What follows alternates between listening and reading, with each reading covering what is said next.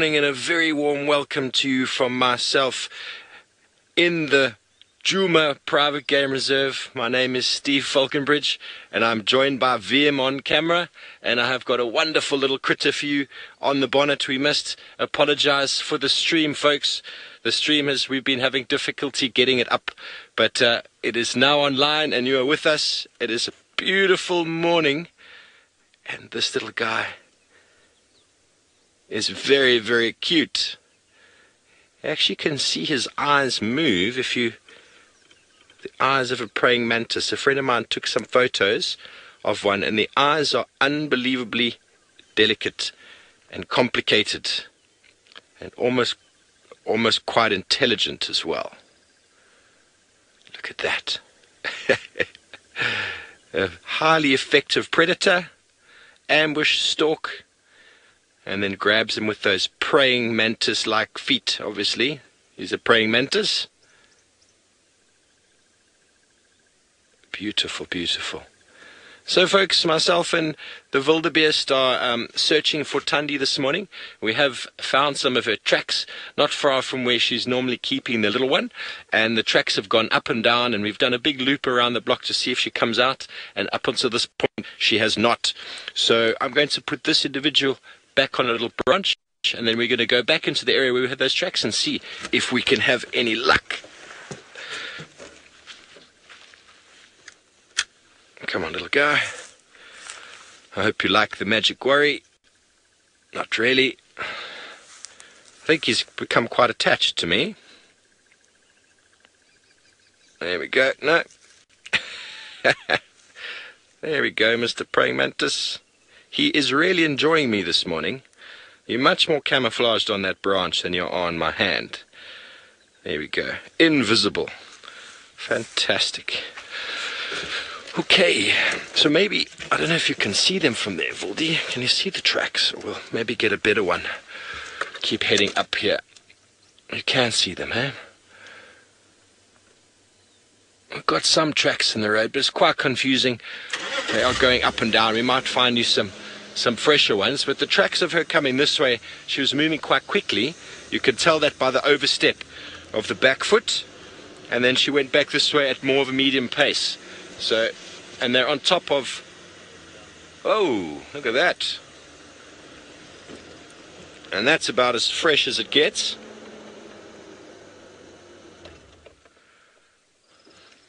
Nice and fresh. And what we've noticed with Tandy is that she has been close to the den site when she's with her little one. She's actually been covering her scat. Oof, that's actually quite an unpleasant smell. I'm not going to describe it to you, but it's just fetid and rotten. That is a typical leopard scat, and we're going to move on from it. But the tracks, let me just show you quickly, so you can actually see. Here are the tracks here. There's the one foot, and there's the other foot. She moved quite quickly, and then she stopped, had a poo, nice pinch over here, and quite a few segments in there, and it's still black. There's fur in there, which means this is not very old at all. I'm not going to touch it, folks, because it has all sorts of parasites. But she actually went this way. There's the tracks there, and then she came back again. So I'm actually thinking that with this track coming back, this was her on the way back having a poo, and on the way there where she was moving quite quickly, because the tracks are very, very far apart going this way, but then coming back. So I think we're not too far behind, and it's still steaming and wet, and a very nasty smell. So yeah, I think where we had her tracks originally is probably where she is. But we had some time to go around the block and just make sure.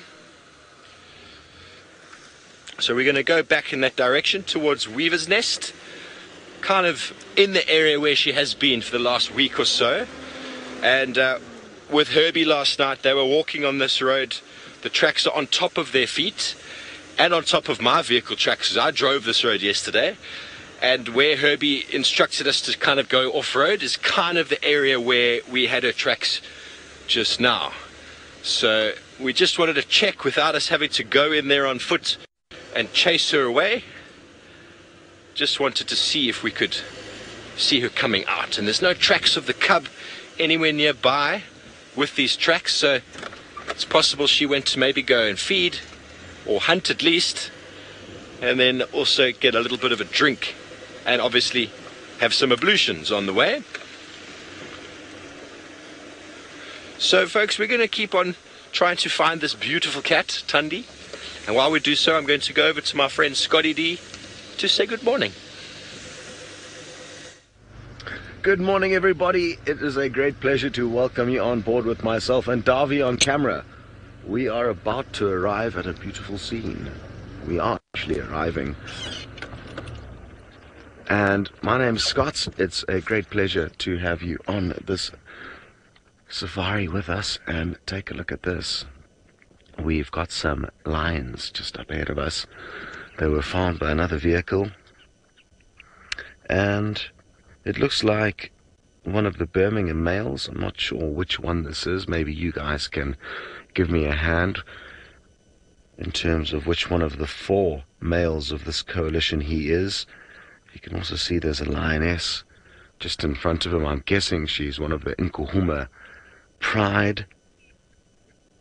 And there's a few more dotted around this area. We'll spend some time having a look around once we've had some time to look at this beautiful boy.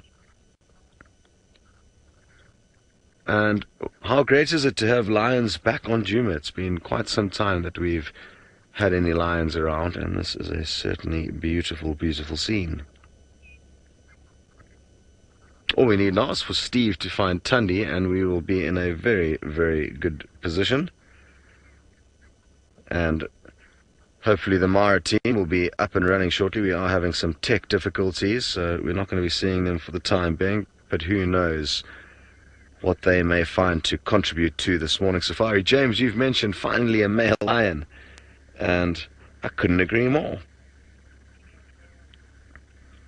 It's tricky with our property at the moment. We haven't had too many lions around, and it does kind of change as time goes along. Lions will spend time in certain areas more so than others, but it is an absolute lottery with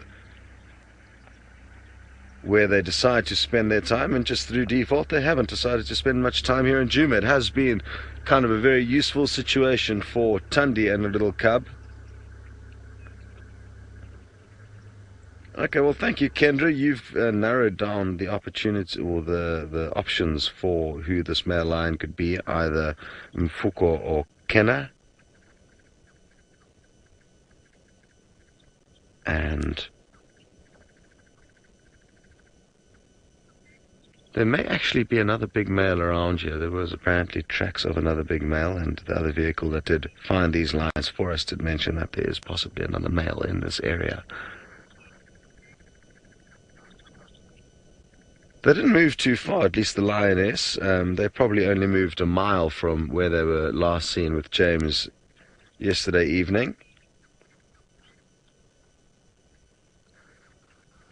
Morning to Mikey. You'd like to know, how long do lions live for? Well, like most things in nature, there's no set rules, but on average, kind of 12 to 15 years would be your average lifespan for a lion out in the wilds of Africa. The males tend to not live as long as the females.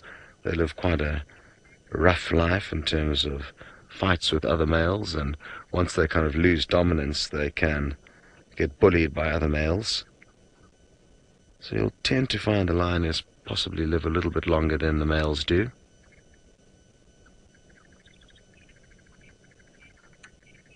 But right now this male is in his prime, so he's going to be around for at least a couple more years before any other coalitions come through and start giving them a hard time.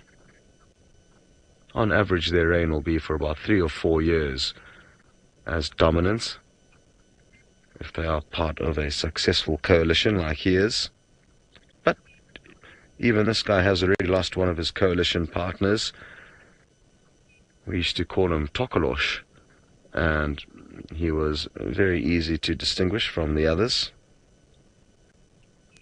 Did we call him Tokolosh or did we call him Scrapper? I think we used to call him Scrapper, but possibly Tokolosh as well.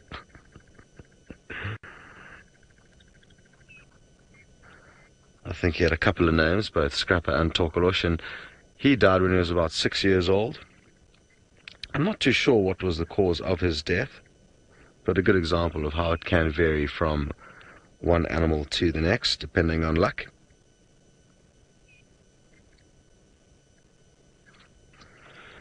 Chris, you'd like to know if this male lion has any war wounds. Let's take a closer look at his snout.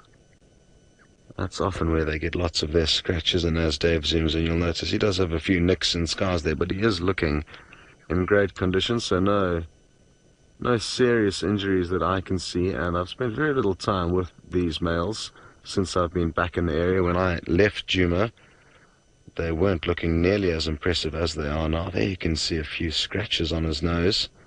That's usually the receiving end of flaying paws and sharp claws. Okay, well, thank you very much to Kirsty and Louise, two of our lion experts here on the Safari Live crew, and they can confirm that this is Nana. So thank you for your assistance there.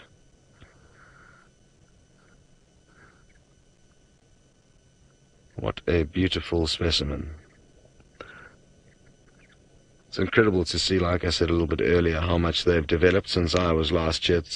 When they came into the area and kind of started gaining dominance, they actually weren't nearly as impressive as they are now. They were kind of coming into their own, but because there were 5 of them, I guess they could chase off the older, more established coalition with a little bit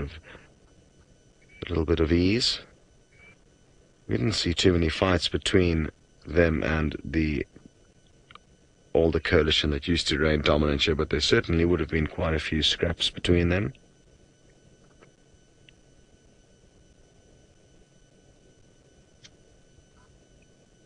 And as I mentioned a little bit earlier, usually, I mean, there's no set rules, but usually a kind of coalition of lions will reign dominant for about 3 or 4 years before being overthrown, and that means that it's only every 3 or 4 years that you have the fortune of actually being able to witness an overthrow and those interesting interactions. So I'm guessing in another year or so, these guys might start getting some heat from another coalition that may come into this area.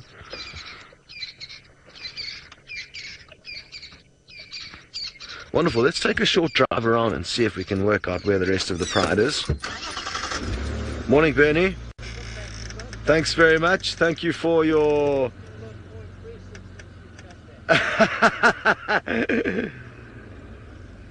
Bernie is one of the landowners to the north of us, and he was just giving me a welcome back. I haven't seen him for quite some time. He seemed to think I was looking more respectable than I was when I left you, so some feedback.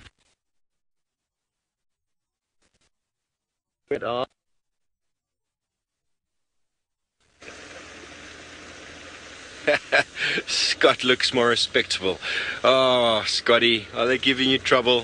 Folks, we are in the area where the tracks were last seen. Wildebeest has an idea of where she kind of hangs out, so we're going to check. We have Rexon from Djuma. He's off the vehicle there with his tracker.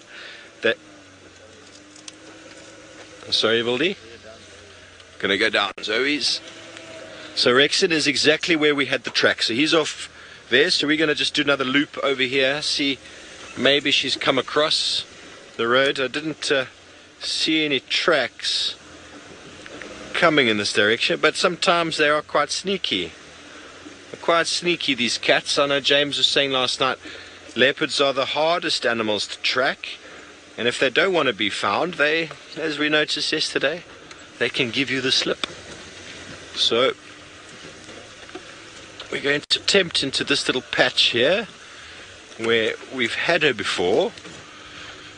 And I did check this last night.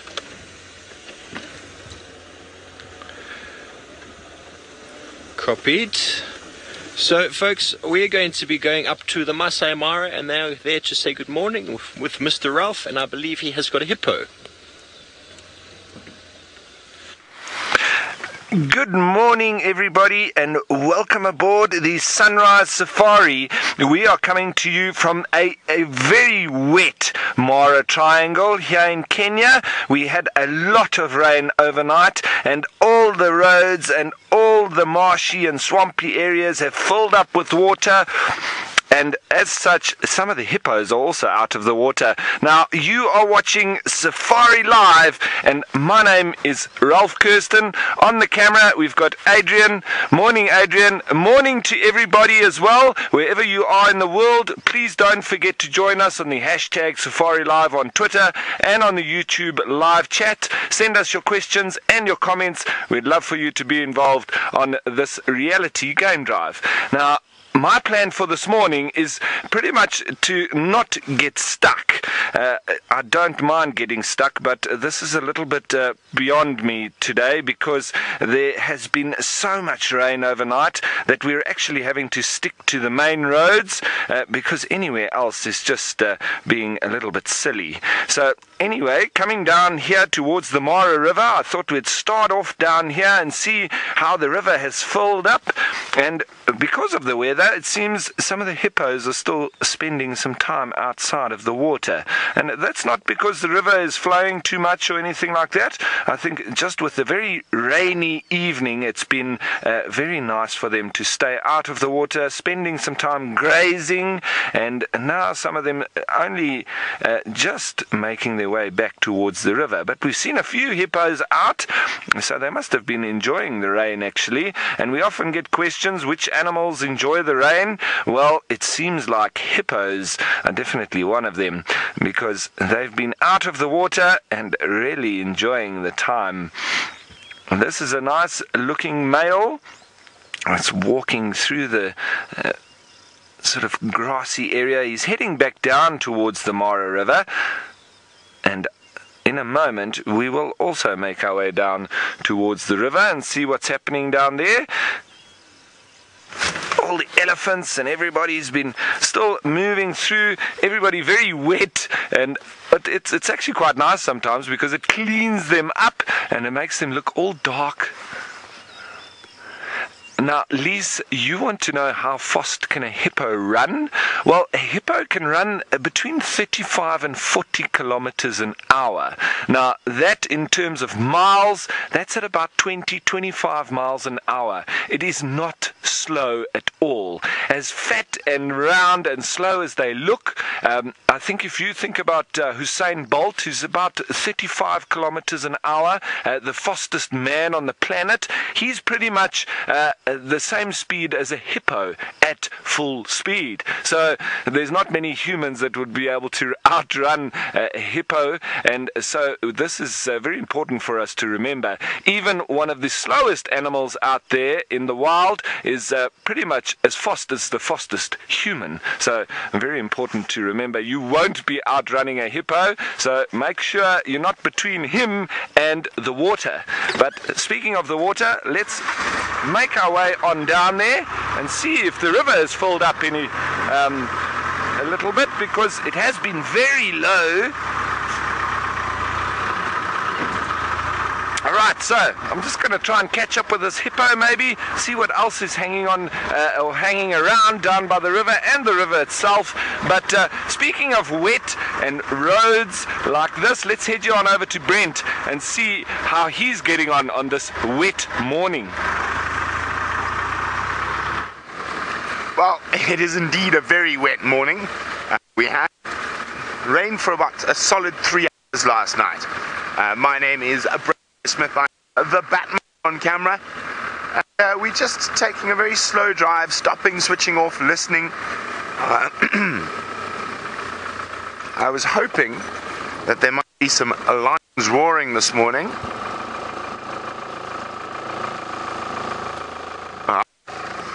I see something up on the hill there. There's no cars behind us, Craigie. So I think there's something going on up there, so we're going to go have a look. Of course, yesterday Batman and I went on an adventure. You can see the escarpment, which is outside the park. We managed to procure two-wheeled transport in the form of 250cc scramblers, which is we did about probably a round trip of close on 60 kilometers through the bush and then around into the villages and back, which was a lot of fun. Oh, we saw quite a few animals. Oh, we saw zebra and giraffe and impala and topi and what else? Baboons. We just explored, stopped, had a look, saw some turacos, some other birds, so a lot of fun. And of course, it was quite nice to explore a new area. The motorbike does give you... Have I lost comms? Hey? Oh, my audio is breaking up. Sorry, Craig. When you tap the hat, I think it's comms. I mean, here we go. Is that better? So, had quite the adventure. So, we got wet and muddy.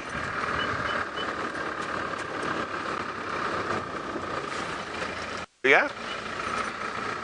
Okay. Well, we got wet and muddy. We slipped and we slid, but it was very good fun. I even slipped onto my bottom once. Craig managed to stay on his bike. I didn't. That's the first time I've gotten a motorbike in 2.5, 3 years. But it sounds like Rolf is caught up with those hippos on their mission to the Mara River. Yes, and we weren't able to follow that one hippo that was out of the water making his way down towards the river, but we've managed to get down to the river without getting stuck, only just. But now we can see the hippos seem quite happy with the water being a lot more this morning. And there's all sorts going on here with the crocodiles and the hippos. I'm just trying to work out who's making what noise. But there's quite a bit of vocalization going on, not particularly from this one, but it was showing a little bit of visual display there with opening in the mouth and doing little snaps. But you can see the river definitely flowing a lot better this morning. And in a moment, I'm going to reposition and see where this very vocal hippo upstream is and what exactly he's vocalizing about. But for the moment, nice to watch this hippo here doing a little bit of visual displaying. It's sitting right in the current. And it seems like the hippos have been quite active this morning. Now, Ali, you want to know if hippos and alligators get along in the water? Well, Ali, just the first thing that we need to remember is that we don't have alligators in Africa. I think that is only in South America and other parts. But in Africa, we only have the Nile crocodile. And so we have them here, and there are a couple in the water as well, a little bit further upstream. And they don't particularly get along, but they tolerate each other, and they don't really fight or anything like that. I have seen sometimes where crocodiles have tried their luck with some of the young hippos, but they very quickly learn that the adults will not tolerate it. So I think the crocodiles are a little bit wary of the hippos, and vice versa, but the hippos don't tolerate any funny business from them. And I do know that there have been hippos that have killed crocodiles merely for getting a little bit too comfortable around them. And I'm sure that there have been some crocodiles that have taken young hippos as well. And maybe that's why there's that mutual respect between them. Almost like elephants and lions on land. They definitely, the hippos don't like to see when there's kills and aggression going on from the crocodiles towards other animals, so they also do get involved and try and chase the crocodiles off a little bit, like the elephants do with the lions. But for the minute, it seems Now, Lechimos, you're wondering if they ever attack the cars, and I'm assuming you're talking about the hippos, because the crocodiles, when they're out of water, they do feel quite vulnerable, and if you normally see them even on foot or by vehicle, if they feel vulnerable like that, they very quickly run back into the water. The hippos, they're actually quite. It's only if you get between them and their safe spot, which is normally the water, that they would run normally straight at you, but in a line going straight for the water. So you just need to get out of their way. But in terms of vehicles, they're normally very relaxed around the vehicles, and they do back off a little bit sometimes, but there's generally no problems at all, especially from a vehicle. Right, everybody, from these lovely hippos here in the river, let's head you on down all the way back to South Africa with Steve, who's got a beautiful bird of prey.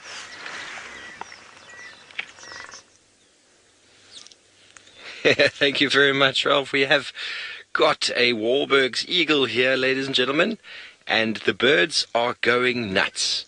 We have got white-crested helmet shrikes, fork-tailed drongos. They're all bombing this poor bird. Can you see them there? we actually touching the top of his head. This is what we talk about in numbers. You shall attack your adversary. Often when you find individual birds, they might just alarm call and shout. The fork-tailed drongo is well renowned for bombing larger prey, but the helmet shrikes are very, very busy, and it's potentially there must be a nest nearby, because the birds are being very aggressive towards this Wahlberg's eagle, and he's not looking too plussed about or too fussed. He might actually try find the nest, but I'd say the nest is quite camouflaged and inconspicuous in the thickets here. Look, he's trying to get into sort of a nest area here, and the birds are not very happy with him.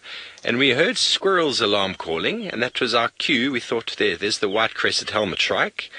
We thought, let's check out the squirrels, because we're in the area we're hoping to find tandy.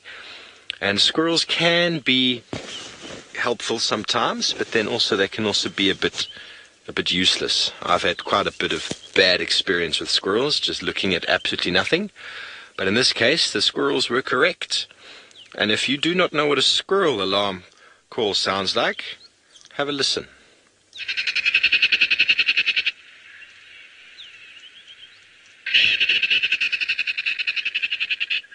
Okay. So that's a nice thing to listen to. And often it's helpful to find predators that way. Paula asks if it's an adult. If you're talking about the Wahlberg's eagle, yes, I think it definitely is one of the pale morph adults. I think the juveniles that are out at the moment are still hanging around in the nest. And it looks like one of the pale morphs. I think the juvenile we saw in the nest is not pale. Do you remember, Vildi? Is that juvenile pale? It's not, eh?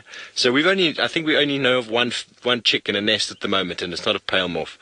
This is an adult. Let's just move up a little bit here, see if we can get another look, because these birds are absolutely giving him or her a very hard time.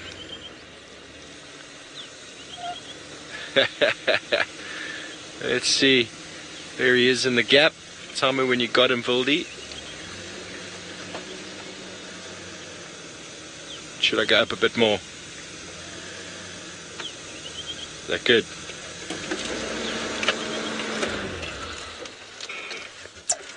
I don't know if you folks can hear the bill snapping of the helmet shrikes. This little click, click, click.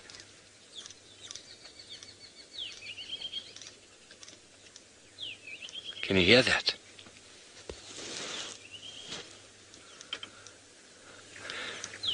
See, so that's a behavior that you find in definitely helmet shrikes, in chin spot batis, in the grey-headed bush shrike. You can hear the territorial call now of the helmet shrikes. There must be a nest nearby, because they're being very, very antsy about this Wahlberg's. The eagle is far bigger than they are, but strength in numbers, folks. I can actually hear a Wahlberg's eagle calling there in the background. It's not this individual, but the partner probably.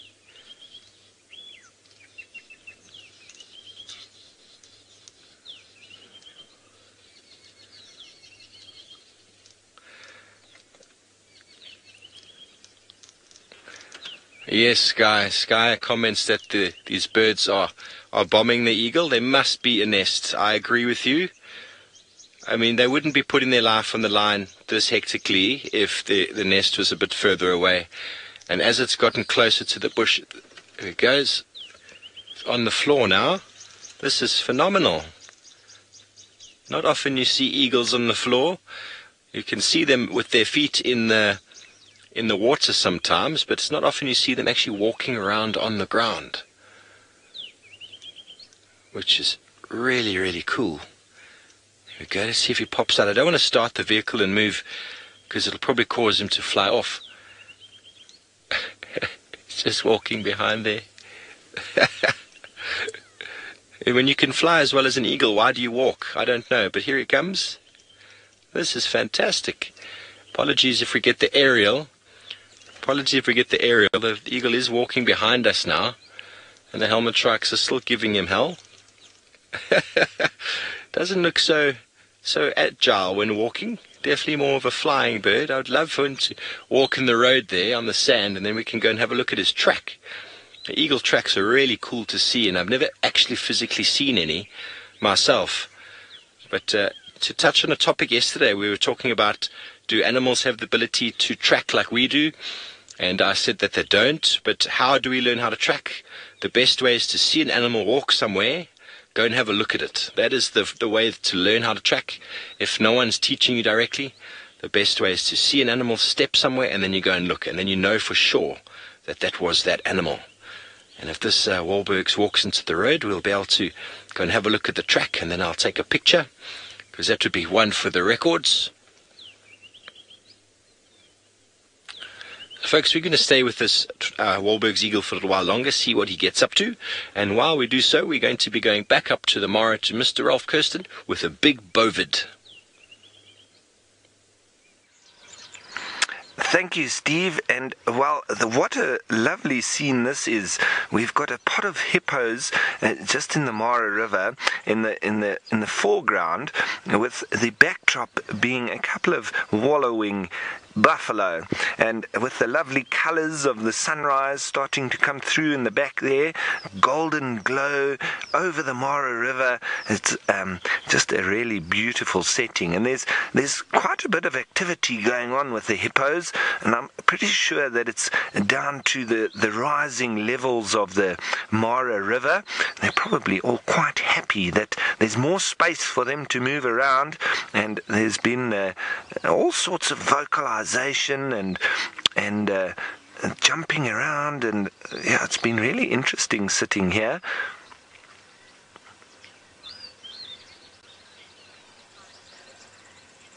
Gizmo, thanks for your question once again, and you want to know, do hippos spend most of their time in the water? Well, Gizmo, it's mostly down to them regulating their body temperature by staying in the water, and they are quite sensitive to the sun, especially when it's very hot. So on very hot days, you can expect to find the hippos predominantly in the water, and they will spend most of their time then exactly doing what these hippos here are doing, sitting in the water, keeping cool, and only once it cools down will they come out of the water. So absolutely, normally it's quite hot, and normally then you find the hippos in the water. But with an evening like we had last night, and it's extended well into the morning, it's quite cool. There's a lot of cloud cover, and there's been quite a bit of rain, so you can then expect to find them a little bit more out of the water, doing what they need to do, which is feeding and grazing through the grassy areas, and that's obviously where they get their food. So they need to go from the water to their feeding zones, which is hopefully sometimes near to the bank, but other times they can walk many kilometers to their grazing areas during the night or late in the afternoon if it cools off quite early, and then they return either sort of after midnight, before sunrise, or around sunrise, depending on the weather on the specific day. And like today, we've had quite a nice amount of rain, with the temperature being very cool, coupled with that, so the hippos have been out of the water a little bit longer than usual. But there's lots of activity. You can see them coming up and blowing their air out, almost like the blowhole of a whale. Now, Nkuhumas, you want to know what predators kill hippos? Well, Nkuhumas, it's mostly lions that would be predators of hippos, but they would have to obviously get them when they're out of the water. There wouldn't be much hunting going on in the river itself, because I think the hippo would definitely have the upper hand over a lion in there. But when they come out to graze at night, and which is normally also the time that lions do their hunting, when they've got the upper hand, and yes, they can hunt hippos, and it's a good risk to take, because there's a lot of meat on these animals. So it wasn't long ago that we had the one pride down near to the swampy area that had attacked and killed a hippo, and they fed on that for quite a number of days, and that's quite a big pride that also got that hippo. It seemed like a young hippo, so not an adult, but nonetheless they did still kill one. And yes, there was a lot of meat on it, but it can be quite a gruesome kind of hunt, because the lions don't really kill the hippo immediately, because it's obviously quite difficult for them to get under the neck, also very dangerous for them. Ooh, there's quite a little bit of argy-bargy and so on going on with those hippos down there, so we'll just keep our eyes on them. But so it's quite a risk for the lions, and very often they might even start eating it alive, and as I say, it can be rather gruesome. And so, speaking of lions and hunting hippos, let's head you all the way back on down south to Scott, who I believe is sitting with the Nkuhumas. Well, I wish these lions were hunting hippos, but they are just chilling out at the moment. This individual's clearly doing some grooming, and the pride seems quite sleepy and content in the shade. I've counted 7 individuals in front of us, all, as you can see, just snoozing, taking it easy.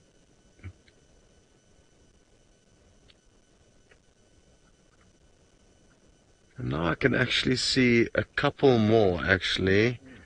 There's a few more off to the right, but it is quite thick. There's a lot of tambuti trees in this area. And that small little cub that's got a bit of a cough at the moment is also kind of somewhere in this tangle of tambuti trees. And interestingly, I mean, I wonder why that one lioness is lying off alone with the male, the one that we saw initially. Maybe she's coming into season. They definitely haven't been mating yet this morning, but it is quite interesting that most of the pride... Oh, some movement. Very good. Now, it looks like they actually could have had a snack last night. That individual's belly looks quite content, and I wonder what it is they managed to pull. So I wonder what they managed to snack on, because for one of the sub-adults like that,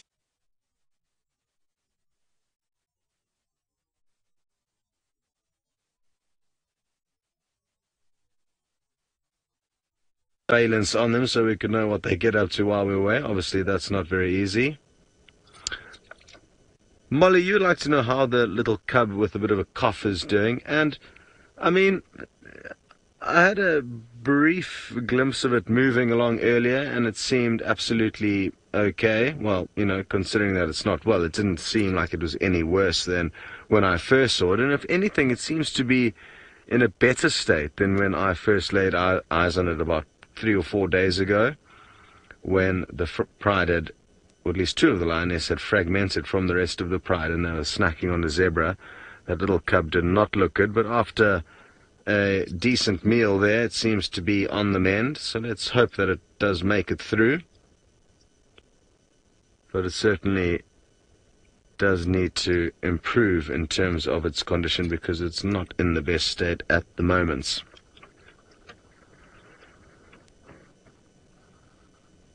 Oh, there we can see a reddish tinge on this one's neck. What did you have for dinner last night? I wonder. There's not many buffalo around, so it's unlikely that they would have snacked on a buffalo, and had they have caught a buffalo and been able to finish the whole carcass, even with this many lions, and I believe there was 12 counted yesterday, it would be quite a feat to finish off in such a short space of time, so I'm guessing it is something smaller. Okay, well, it seems like Rolf's loving his time up with the hippos, and why don't you go back and see what's going on there? Thanks, Scott. And, well, as I said, everybody, we're finding a lot of hippos out of the water. And this one just been walking through the mud, slipping and sliding, and looked like it also needed a diff lock, because he was losing traction quite regularly there as he was going down towards the river. Now, still making his way. And there's lots of vocalization going on down in the river, and it's almost like the hippos are having a party this morning because of all the rain we've had over the night, and they all seem to be very happy. Some of them out of the water, others vocalizing in the river, probably re-establishing all their territorial dominance over the real pools that come with benefits, being close to grazing areas, etc. Oh, looked like he got a little bit scared there about something.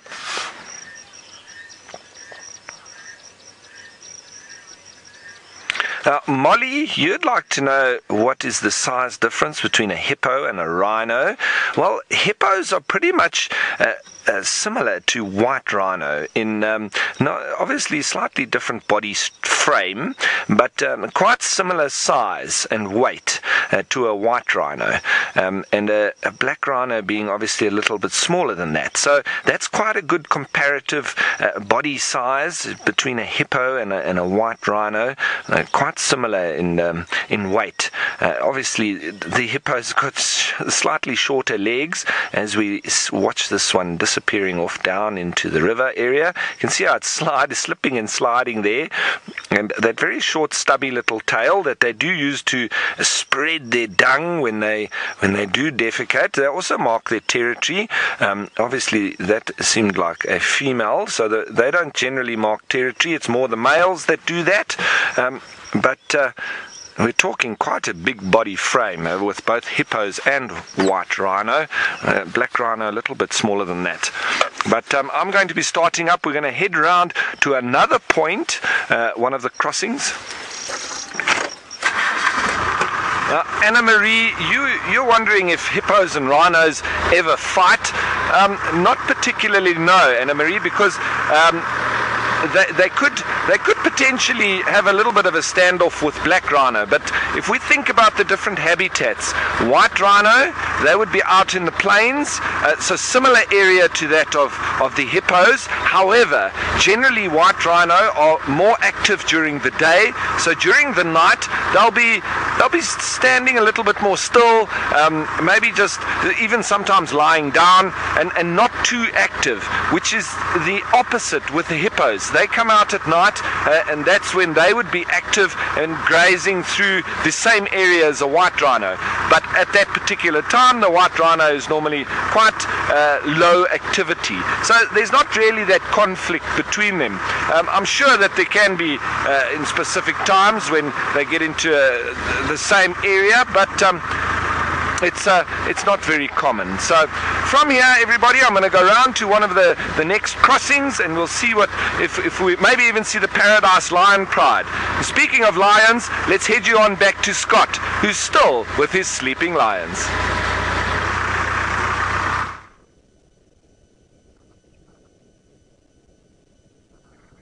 Well, that would be wonderful if Ralph stumbled upon the Paradise Pride. I wish him luck on his endeavors.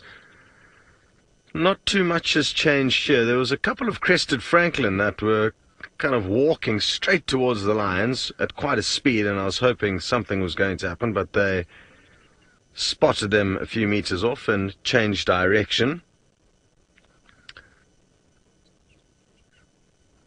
I was hoping that was going to get some of these youngsters up and active.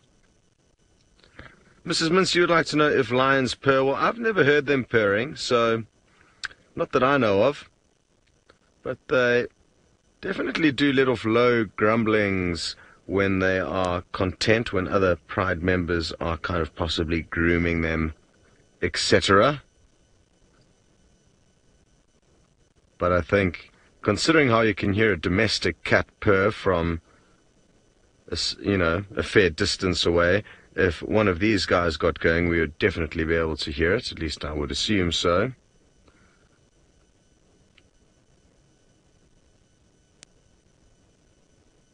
One of them sneezed, and this individual put her head up to just kind of monitor the situation, but you can see she's now relaxing back down again.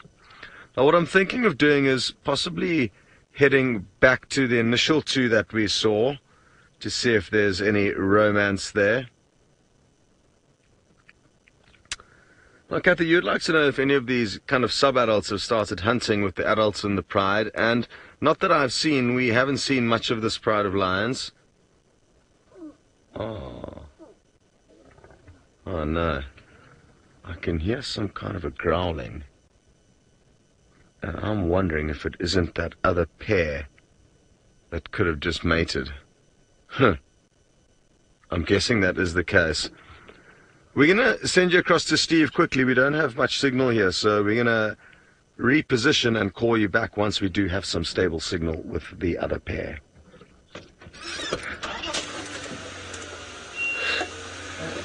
Mating lions, wouldn't that be a thing to see on this wonderful, I think it's a Saturday morning. Folks, Rexton is still on foot somewhere in here.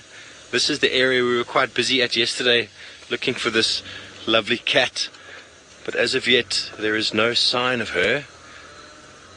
But you know what, that is okay, because I think you folks have been absolutely spoilt. Well, I've worked at other reserves. Finding a leopard is hard enough. Seeing one on a regular basis is never something that has happened to me before, so this has been quite fun, seeing Tandy and her cub regularly. And then when we don't find them, we find another interesting cat or two, like Horsana or Tingana. So I do believe that this area of the Sabi Sands, or the Sabi Sands itself, with regards to leopard, sorry about that, Wildy, with regards to leopard viewing, is unbelievable. And I don't think that you can compare it to anywhere else in South Africa, unless you went to a zoo and you saw a leopard in the same place every day. But these are wild cats, and maybe she just doesn't want to be seen, you know. She doesn't have her camera face on today. So there were some tracks just up at this little pan. This is the pan that the wildebeest and I got some amazing footage of her the other day, busy drinking. But it's not very clear. But folks, we're going to keep on with our little search. And while we do so, we're going to go up to Mr. Ralph Kirsten again with some baboons. And what a wonderful sight it is. I love watching baboons. And in the background there you can see where we've come up from the Mara River. But here we're watching a lovely troop of baboons, olive baboons, moving through the grassy areas. They're all foraging, looking for seeds and insects and all sorts. Remember that baboons are omnivorous. So they pretty much can eat a very big range of different things. And look at that little baby riding jockey style on top of mom. Oh, he's just jumped off.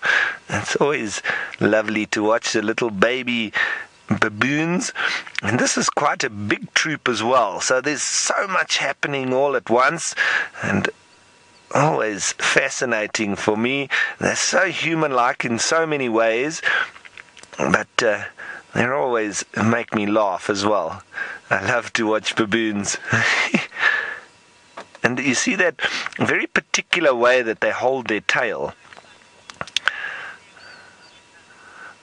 Yes, and I'm very happy to bring this kind of scene to you because I love watching baboons, and it seems there are a lot of viewers that enjoy it too.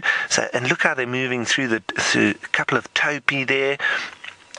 It's always difficult with these olive baboons because they don't seem as relaxed as some of the chacma baboons that I've come across, because they can be quite relaxed with your presence. These baboons, however, are quite nervous, so you do need to give them a little bit of a chance to relax with your presence, and then they continue with their normal and natural behavior, which they seem to be doing here. But you can notice how they have pushed a little bit away from us, almost as they are nervous of all the vehicles and humans, and quite rightly so. But we just try to stay near to them, and we can watch them then doing their allo grooming and foraging. And there's one of the little babies that's riding underneath mommy and probably attached to one of her nipples.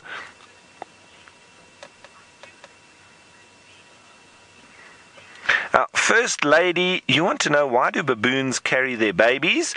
Well, it's quite simple, really, because when mommy needs to get away from danger or anything like that, she just grabs the baby and off she goes. And when they attached underneath the female like that, they're lying upside down, but they can be attached to her nipple drinking milk at the exact same time, even while she's busy walking through the grass, foraging or doing her normal daily activities. And when they get a little bit older, then they do climb around her back and ride her like a donkey or a horse, like jockey style. And you can see sometimes when they are fleeing danger or anything like that, the little babies are really adept at grabbing onto mom and either riding on the back or riding underneath upside down on her belly. And it's fascinating to watch. So it's just a matter of mommy making it very easy for the youngster. And if there's any danger, they can disappear off as quickly as they would normally without the baby. So you can see them there, hanging on for dear life.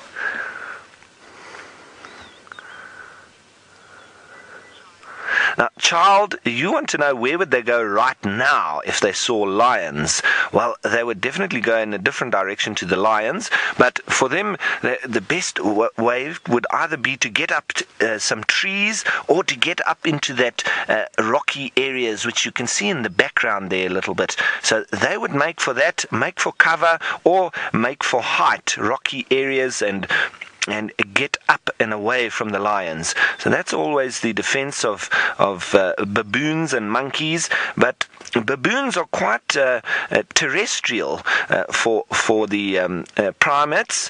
The monkeys are a lot more arboreal, or whichever way you want to say it. They're more tree dwellers, whereas the baboons are very often found walking out in the plains like this, foraging for insects and bulbs and seeds and roots and all sorts of little things, flowers. And you can often find areas where baboons have been through. They turn over stones, they pull up plants to get to the roots, and when they're turning the stones over, they're looking for any of the insects and beetles and even scorpions that are hiding underneath them. And so it's quite clear that they have, for many hundreds of years, thousands of years, been quite terrestrial or land dwelling. And then they do obviously go up and roost, as we say, in the trees at night, and getting up away from predators. So that is their safe area, either up in the rocks or up in the trees, nice big fig trees or leadwoods or anything that will hold the whole troop.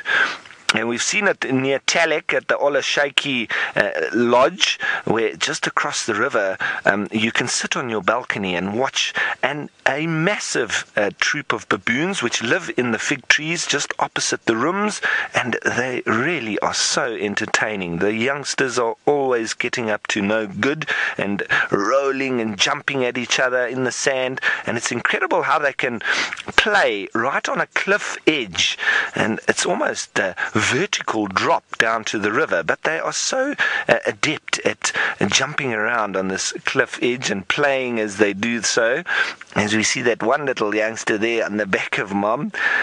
You can notice the males as well, a lot more hair and a lot bigger at the shoulders, and they do almost grow a little bit of a mane as well.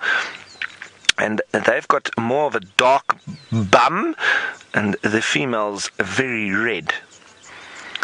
So I'm going to see if I can maybe get a little bit further in front of these baboons, and then they can come towards us and we can watch them a little bit more, because they are so fascinating. But while I do that, let's head you on over to Brent and see how he's getting on these slippery roads. Well, our gamble hasn't played off, so with Rolf heading down towards the river, I thought let's check the grasslands away towards the escarpment. And I can comfortably say I think we've seen one topi. But you never know. It is always worth making sure we excuse me, split up our resources. So there are still lots of lions and leopard in this area. I just can't believe there are no elephants this morning. But it was worth the chance with Rolf working along the river. But I think what we're going to do now is, when the opportunity takes it, we're just going to keep on this road and we're going to loop back down towards the river and head up on the river, because it doesn't seem like there's much happening out here.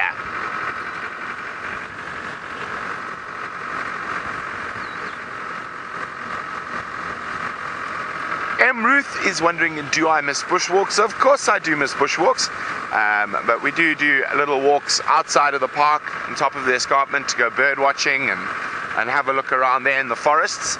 So we do a bit of walking, but yes, I do miss tracking big cats on foot. That is for sure.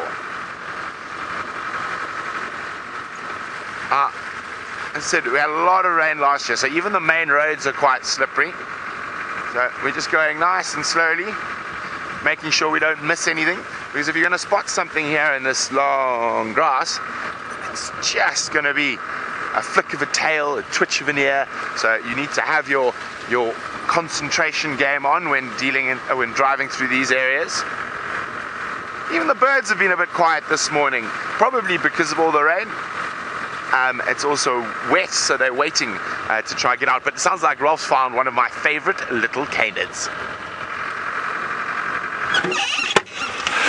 Thanks, Brent. And yes, everybody, they are very shy, but look at that. That's 3 bat-eared foxes that are just running through the grass.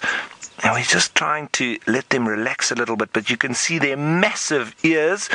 Insectivorous these chaps are.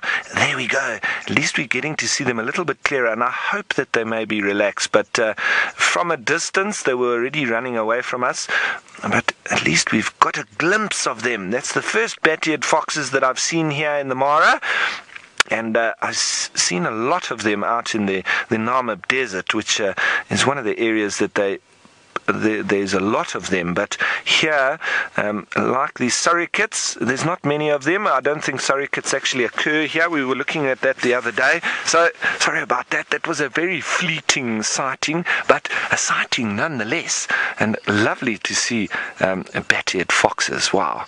I just love how they use those big ears to listen out for insects on the ground. And then you see them digging a little bit, and obviously just from pure sound. So they obviously use mostly their ears as the sense for hunting, and then a little bit of their nose, and but they can hear the little insects and grubs and things below the soil, and that's then when they go digging for them. So unfortunately it seems that they've disappeared now into the grass, but that was one of those lovely quick fleeting sightings, but nonetheless that was wonderful. So sometimes on these mornings when you think that you're not going to be seeing too much because of all the rain, and well, it's turned out to be a really great start to the morning already. I've really enjoyed myself.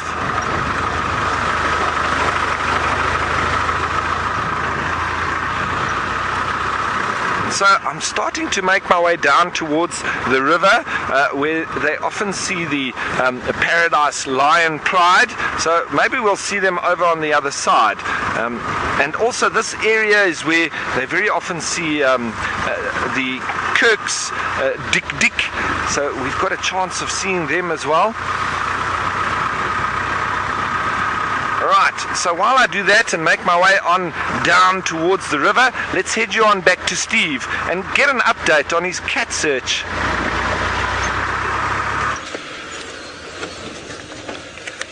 I am doing fantastically, Ralph. Thank you. We are almost back on the road. We've been doing some adventuring. No sign of this wonderful, beautiful leopard anywhere. Rexon has come up short-handed. We have come up short-handed.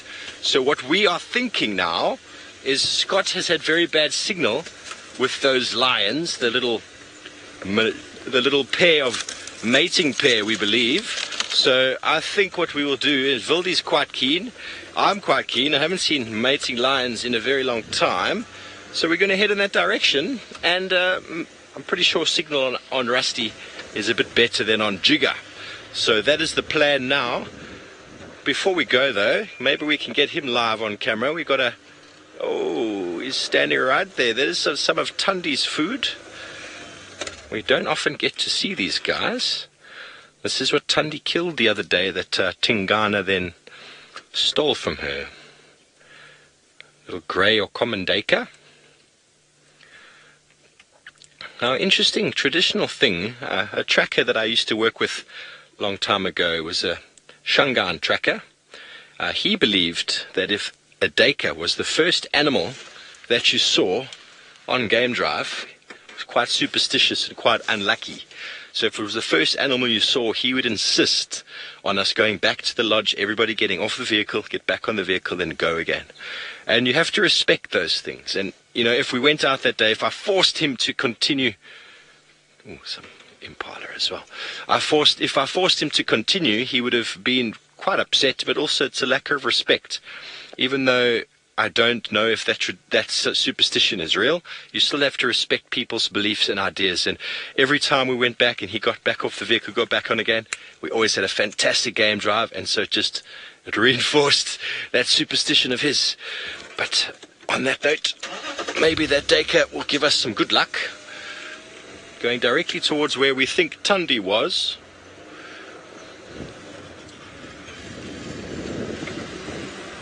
Matt or Max would like to know how old is Tandy's cub now, and there's a bit of debate with a lot of the viewers out there, but I'm to believe that she's around 3 months, plus minus.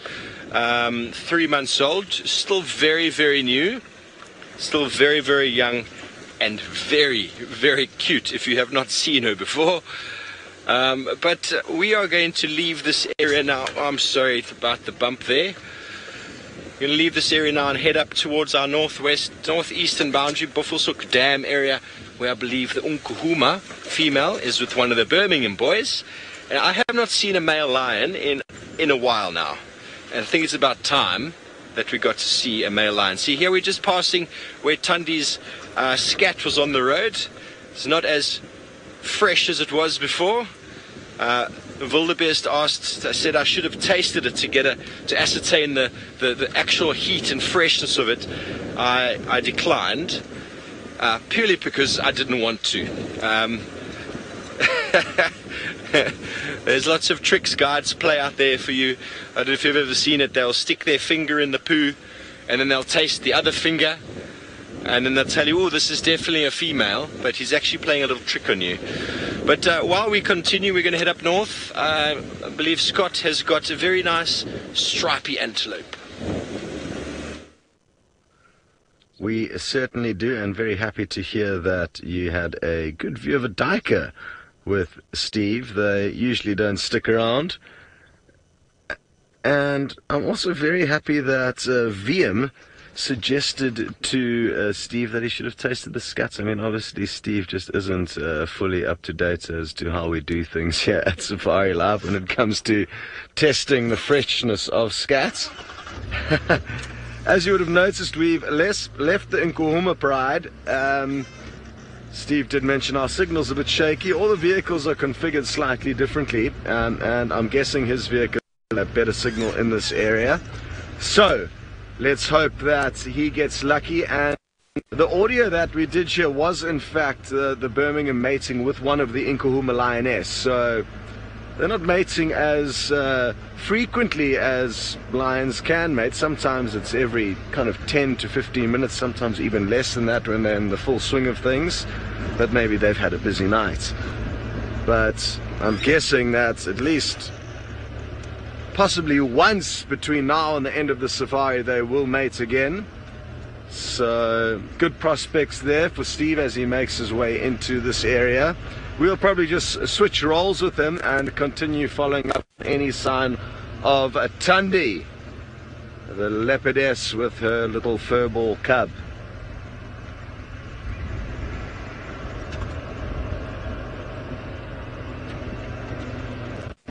Tom, you'd like to know if there's a kind of initiation process when male lions kind of allow another member to join their coalition. And yes, I guess it's fair to say there is a kind of initiation.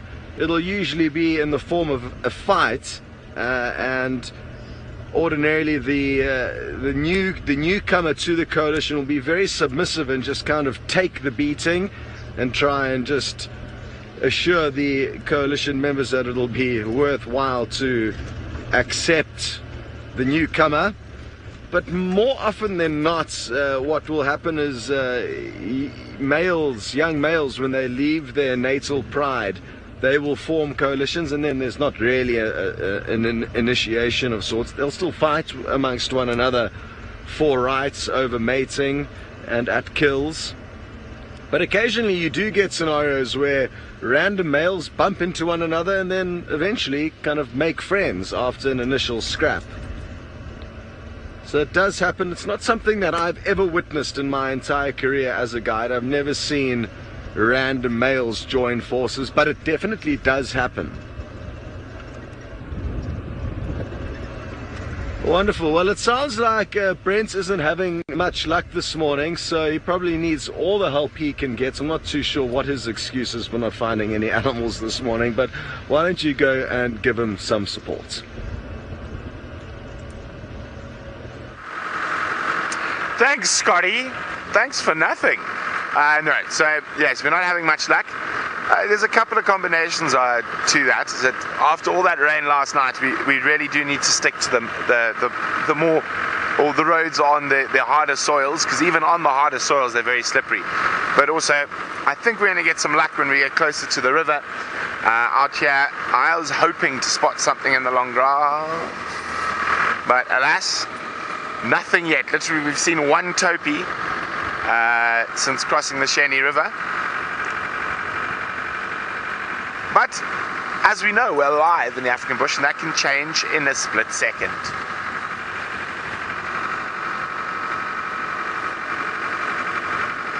Michael's wondering when was the last updates on Malika and her two boys. I've actually had quite a few updates on them. They're doing well. They're on the Olkuyombo airstrip on the other side of the river. Unfortunately, a lot of that area is not great in terms of a signal area for us at the moment. So that's why we haven't, even on the other side of the river, been seeing Malika that much. But we are improving our signal coverage throughout the Mara. So soon we will have the majority of those areas covered. Unfortunately, we'll never be able to cover all areas, and that's just the nature of the topography here. As you can see, we're on a road that no one has been down this morning. There are no fresh tracks. So hopefully that bodes well for us, that we will be the first to find whatever might be down this road.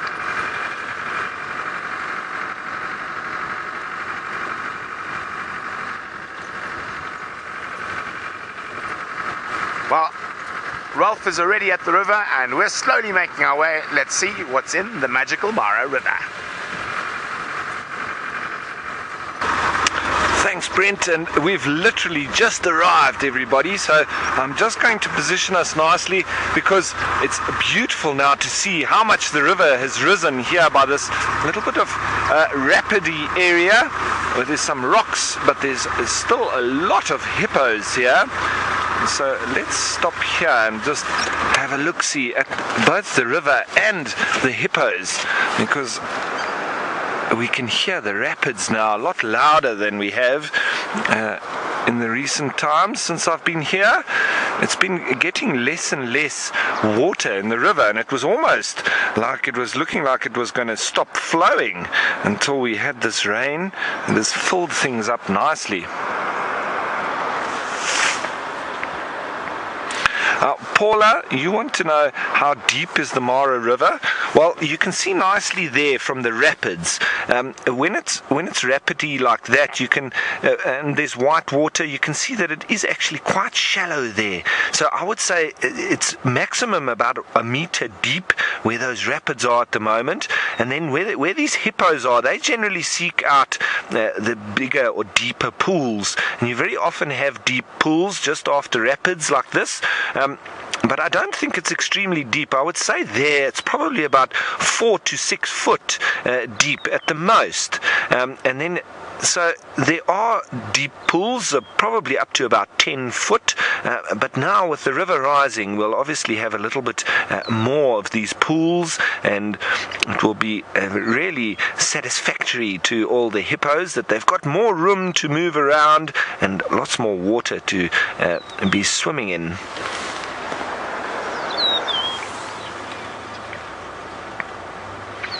Christopher, you want to know what is the temperature of the water?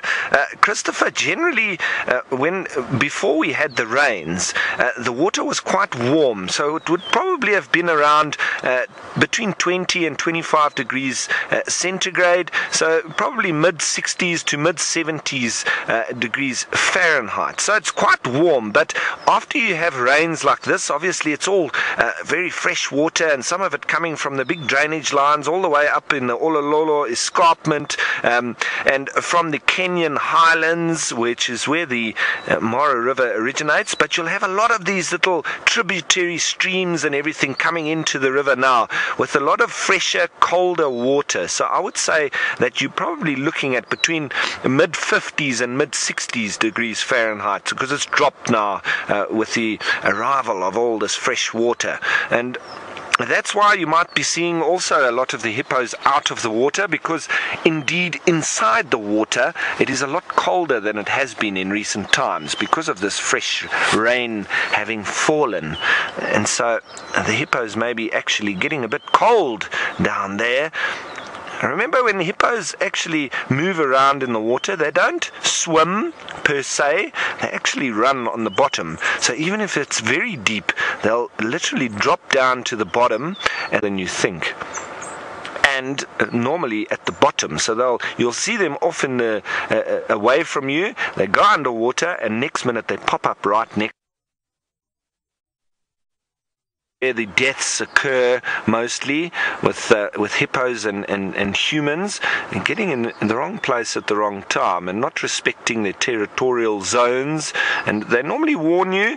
A big bull will lift his head out the water and open his mouth in a show or a sign of a real virility, and that he's in charge here and he's got all the power, and that you must back off. That's a good sign that you're in his space, and you need to respect that. If you don't, the next step could be for him to come on over and get rid of the threat. That he's already shown that you are a threat to him, and if you don't obey or listen to that body language and the signs that they show you, well, then the next step can be a nasty, aggressive one. And that's generally with all the animals in the wild. They always let you know. 99% of the time they'll always warn you. Listen, you're too close, or you're in my zone, you're in my comfort area, back off. And it's normally when that's missed, or it's not interpreted correctly, that accidents happen. But we say accident, sometimes it's not really an accident, because you're either ignoring the sign, or you don't know the signs that are being shown towards you. So sometimes very avoidable situations. But nonetheless, it's very nice to see hippos happy in the water, which I definitely feel. This morning, it seems the hippos have all got smiles on their faces with the rain that we've had overnight, and so that's why I thought it would be nice to come and spend time with these particular animals.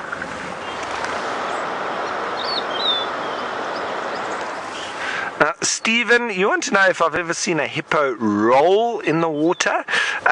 Stephen, I've never actually seen their little legs poking up like if they were flat on their back, but I have seen them sort of roll a little bit, but not completely over. And that's not to say that they can't.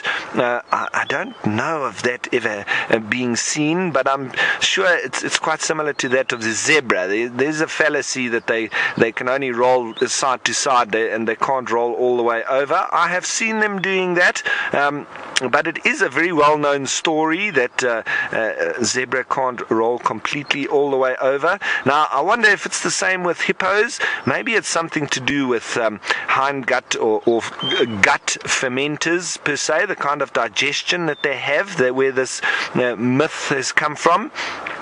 And remember that hippos are not hind gut fermenters. They're actually like a mid gut or even a front gut fermenter. So similar, or almost exactly the same process, but slightly different stomachs in where the fermentation takes place. And there we go. Seems one of them told a good joke again. And the hippos are the best joke tellers in the bush. Well, they definitely like laughing at the jokes, so I'm sure that there must be a good one when they go underwater and come up laughing like that.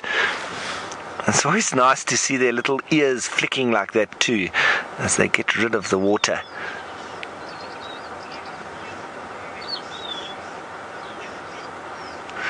So, this is such a wonderful sight. I think we're going to stay here a little bit longer, see what happens. And from one very big animal to another, let's head you on over to Steve with his lions.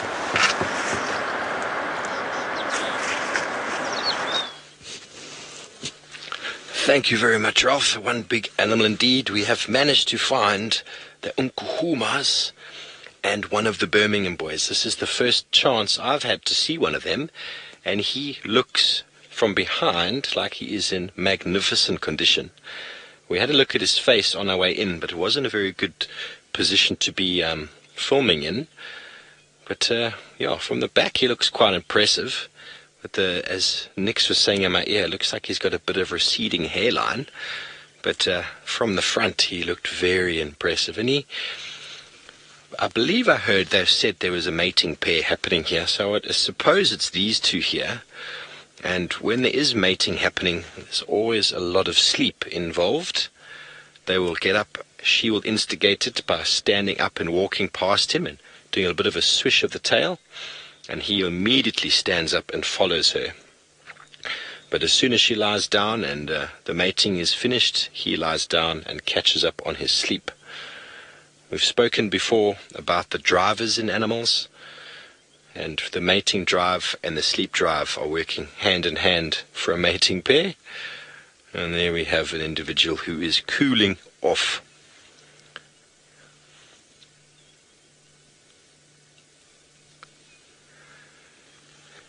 Nito, 10 years old, welcome to the show. He asks, will the lions go hunting when they wake up? Well, they are quite far from where they were last night, from where James had them, and a couple of them are looking like there's been some food in their belly. I wouldn't say it's anything massive, but I think they have eaten. But it is getting warm, Nito. The temperatures are starting to rise, and the way lions will behave is if they are active, it's when it's cool, generally at night time.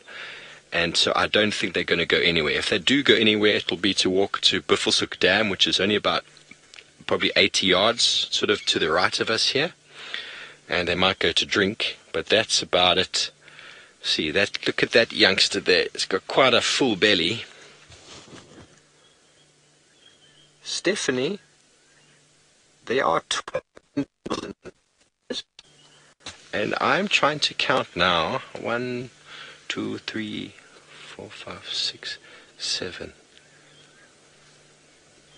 Stephanie, the number in this pride is 12, and I can count at the moment 1, 2, 3, 4, 5, 6, 7. I can only see 7, 8 of them at the moment. 9, including the little youngster that's suckling. The little youngster that was looking quite skinny the other day after having a meal of zebra with mum and amber eyes. It's looking a little bit better. The hips, when it moved just now, weren't showing as much.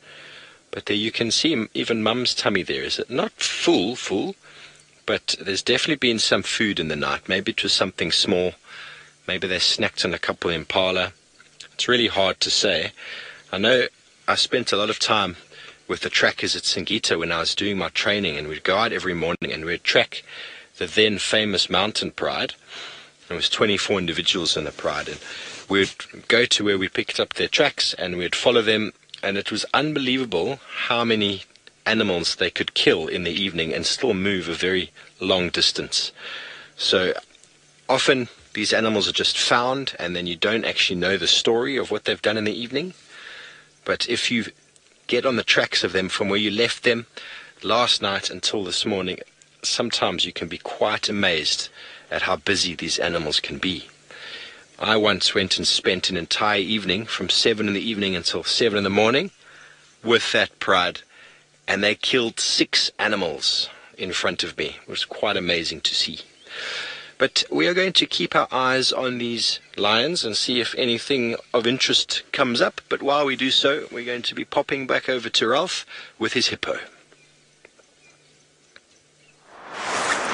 Yes, we're still sitting here with the hippos. There's all sorts going on. There's vocalizing. There's a sort of body or bowel movement noises and popping and bubbling and all sorts with the river sound in the backdrop. And so it's a wonderful little scene here. And a little bit upstream, there's also an exposed crocodile who's sunning himself just on the bank. A little bit further up on the bank there we go, right in the middle, and up, Adrian, there, up, to the right, other way, there we go, in the middle, and there he is, up on the bank, up, there he is, well spotted. So he hasn't got his mouth open, which means that he's probably quite cool, but I think it's, as I was saying, quite cool in the river. That's why he's come out. He needs to, as an ectothermic being, he needs to take his heat from outside sources because he can't manage his own metabolism. So he'll lie there until he's got enough energy to go off and do whatever he needs to. But nice to see a very big crocodile on the bank and nicely exposed. And come the time of the migration, and they're going to start fattening up. So he's probably using all the reserves he had from feeding on all the crossing wildebeest and so on. And I've been speaking to the cameramen when we've been going across the Talek River, and they've been telling me of the masses of carcasses that pile up at different spots along the rivers during and after the migration.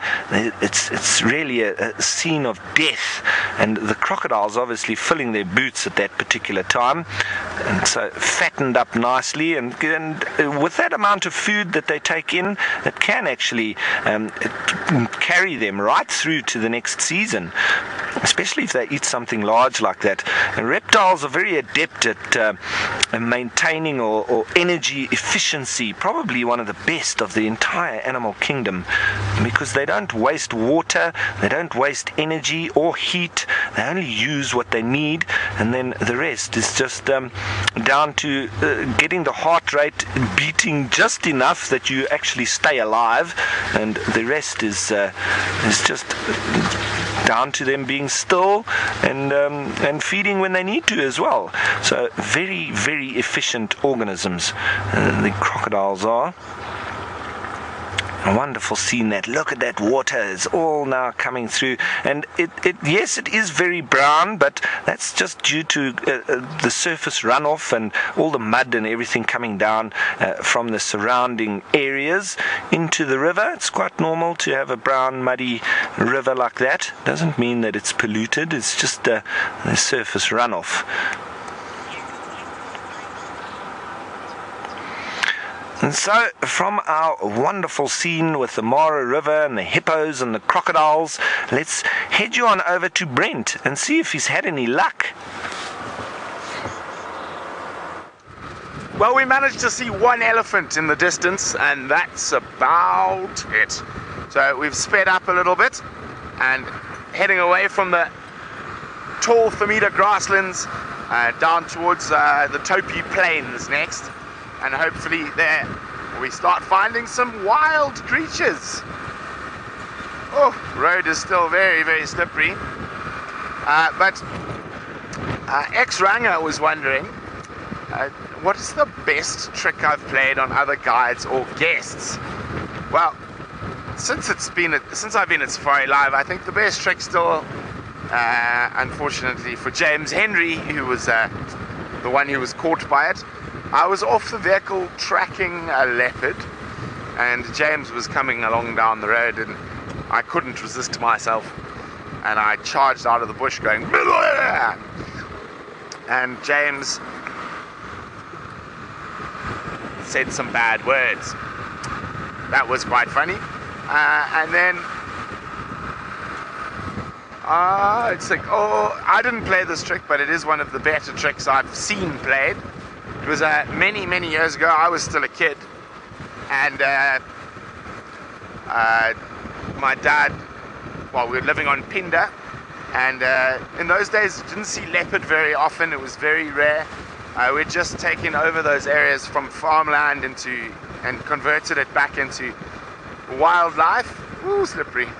And there was a ranger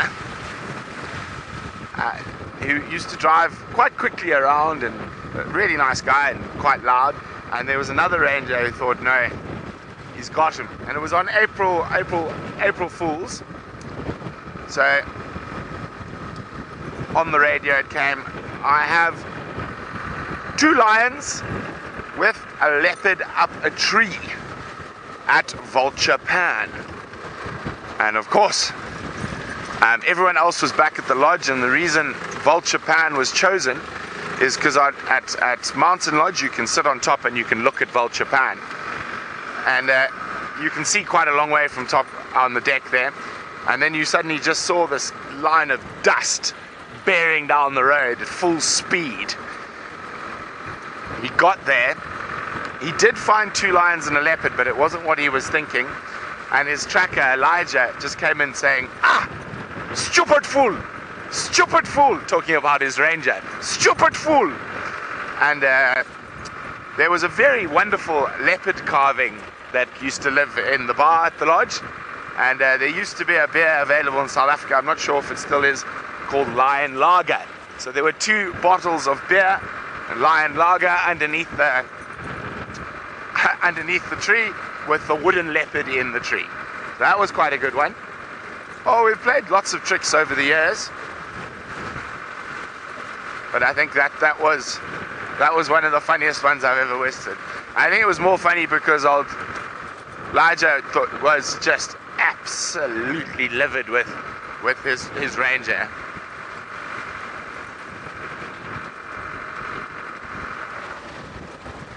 Slip, slip, slide, and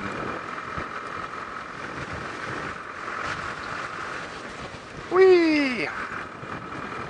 Now I'm hoping that the mokoro pride is still around on Topi Plains, where we found them yesterday morning. But while we head down towards the Topi Plains, which is that area in front of us there, let's go see what feathered creature Ralph has found. Well, we've got a very stationary black-headed heron here, and he's in his hunting pose, remaining dead still, waiting for a little fish or a frog to come past, and he's going to nail it with that arrow-like bill of his. So we're just waiting in anticipation, hoping that some little creature is going to come past him, and then we'll watch that dart that he does. But you see how he's just shifting position ever so slightly every now and then, just to get himself better lined up. Normally they would, like the kingfishers, try to get the sun behind them, so it is a little bit difficult for the prey to see them. Obviously not directly behind them, because then they cast a shadow, but just a little bit behind them. That makes it more difficult for the fish and the frogs to actually see them. We're hoping that there's going to be a dart at any moment, but there's still all sorts going on with the hippos. They're displaying towards each other and spreading their dung all over the place, opening their mouths, doing a little bit of mouth snapping. You see there when they flick their tail backwards and forwards, that's while they're defecating, and they spread it around. It's sometimes a little bit of a submissive display between different hippos. Now, Gizmo, you want to know why hippos' ears are so small? Well, Gizmo, they're not having to use their ear flaps like elephants to keep themselves cool, because they've got the tactic of actually just going in the water. And now, you also want to have your ears covered up nicely. If you're spending a lot of time in the water, you want the cartilage and things over your ears so that it's not getting waterlogged, and it can make for infection. Now, I speak from experience, because I spend a lot of time in the water surfing and so on. Look at that. Wow. Lovely. Now we're talking. There's lovely displaying going on there.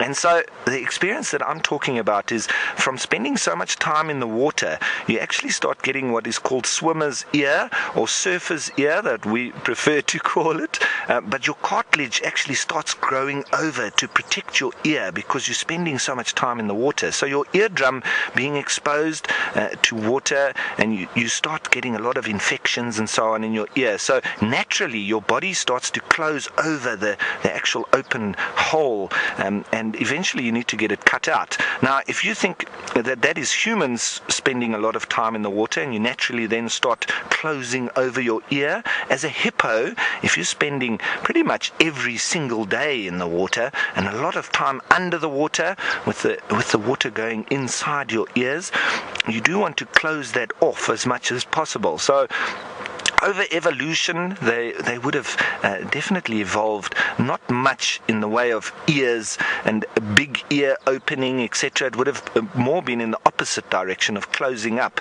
to protect itself from the harmful effects of having waterlogged ears constantly. So that's my impression of it, and from personal experience I know that we even evolve just from spending time in the water. So from one big animal with tiny little ears, let's head you down south all the way to South Africa once again to Steve with lions and their funny looking ears. Black and tan ears indeed. Obviously the hippo doesn't need its ears very well or very much. The lions need them very, very, very, very important for everything that they do. So not too much has happened here, folks.